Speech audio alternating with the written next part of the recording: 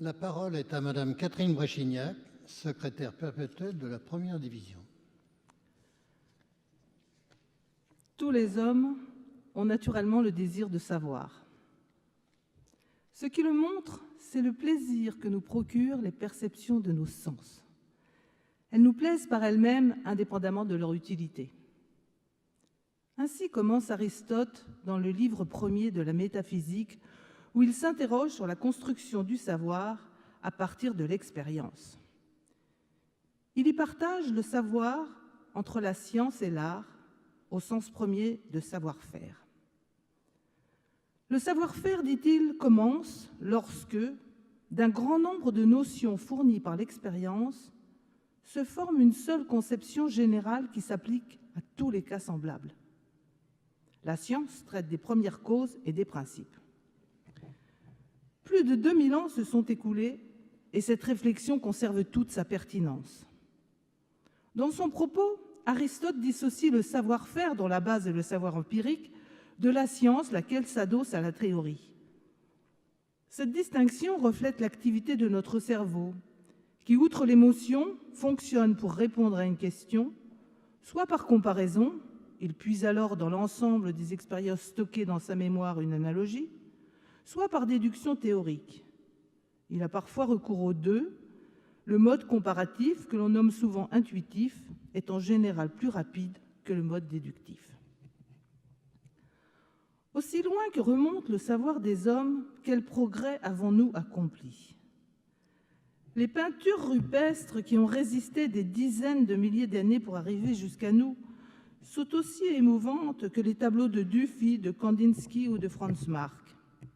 Entre eux, point de progrès. Quand bien même n'en connaîtrions-nous pas le sens, c'est leur capacité à nous démouvoir qui importe. Certes, la peinture a une histoire. Au fil du temps, se sont succédé des époques où les artistes ont fixé sur la toile leurs croyances, leur environnement, leurs impressions, leurs symboles, leurs abstractions. Mais cette histoire ne peut s'apparenter à un progrès. Il est indiscutable aussi que la maîtrise de la perspective a permis aux peintres de la Renaissance de perfectionner la représentation d'un paysage. Toutefois, cela ne constitue pas en soi un progrès. Il n'existe pas de progrès dans l'art parce qu'il n'existe pas de progrès dans l'esthétique. Le beau reste une valeur subjective, un face-à-face personnel entre notre sensibilité et une œuvre, un paysage, un moment, une personne. En littérature, on ne saurait non plus parler de progrès. L'Iliade et l'Odyssée d'Homère, un poème de Ronsard, une fable de La Fontaine, des vers de Rimbaud ou de Rilke, résonnent en nous sans gradation. Victor Hugo nous le rappelle dans son livre William Shakespeare. Shakespeare change-t-il quelque chose à Sophocle? Non. Les poètes ne s'entrescaladent pas. L'un n'est pas le marchepied de l'autre, écrit-il. En littérature, ce qui importe, ce sont les mots. Les mots qui expriment, les mots qui suggèrent, la force des mots qui déclenchent l'émotion. Il y a là une infinité de possibilités qui nous touchent à des degrés divers. En revanche, on a coutume de parler du progrès des sciences. C'est parce qu'elles sont cumulatives que les sciences et les technologies progressent. Pour ajouter une contribution à la connaissance scientifique, il nous faut connaître tous les maillons de la chaîne de ce qui fut antérieurement acquis. Prenons l'exemple de l'électricité qui est devenue aujourd'hui indispensable à notre quotidien. Elle fut découverte très tôt dans l'Antiquité. Le mot électron désignait en grec l'ambre jaune, connu pour ses propriétés électrostatiques. L'étape suivante, pour mieux l'appréhender, ne fut franchie qu'au début du XVIIIe siècle avec Charles Dufay, qui dans les années 1730 distingue deux sortes d'électricité selon qu'elle provient du frottement du verre ou de l'ambre. Peu après, Benjamin Franklin les nomme positives ou négatives.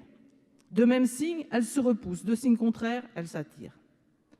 En 1785, Charles Coulomb présente un mémoire à l'Académie des sciences explicitant la force entre deux charges électriques. Cette force est proportionnelle aux charges et inversement proportionnelle au carré de la distance qui les sépare. Puis vinrent les machines électrostatiques pour fabriquer du courant, engendrant la naissance des circuits électriques. À la fin du XIXe siècle, Thomson démontre l'existence et le rôle de l'électron qui s'avéra être, quelques décennies plus tard, l'une des particules élémentaires qui composent notre univers. En décembre 1947, des chercheurs de la compagnie Bell Telephone aux États-Unis inventent le transistor qui engendrera l'électronique. Puis, changeant d'échelle pour réduire les dimensions du transistor, le début des années 2000 verra naître le nouveau paradigme de l'électronique à un électron. Cette science cumulative ne se construit pas linéairement, mais progresse par paliers, souvent associés à des changements de paradigme, évoluant toujours vers une compréhension accrue.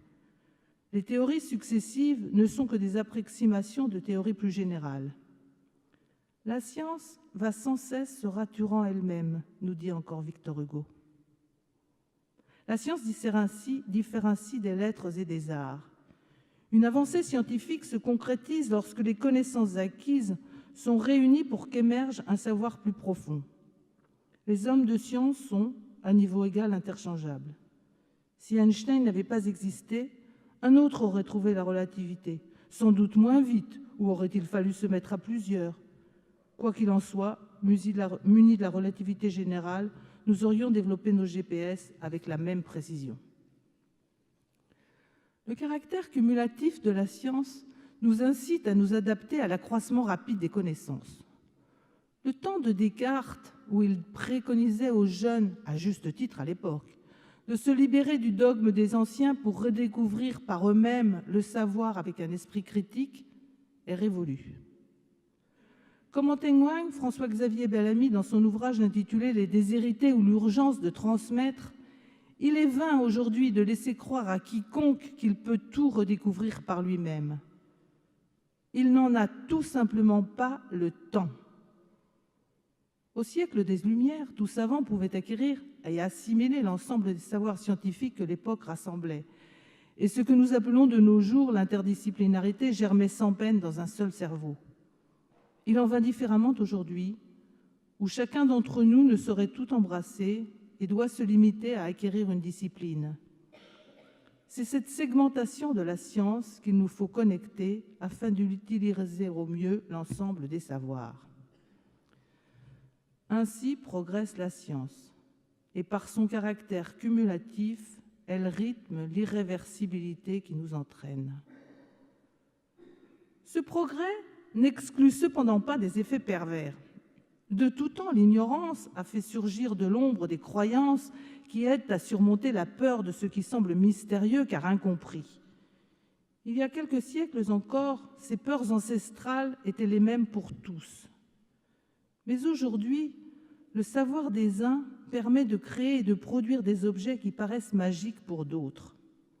Ces derniers n'en comprennent ni le fonctionnement, ni parfois même la finalité, et pourtant ils les utilisent. L'écart qui augmente avec le temps entre une minorité qui a acquis des connaissances scientifiques profondes et la très grande majorité qui ne se les approprie pas présente un danger pour la cohésion de nos sociétés.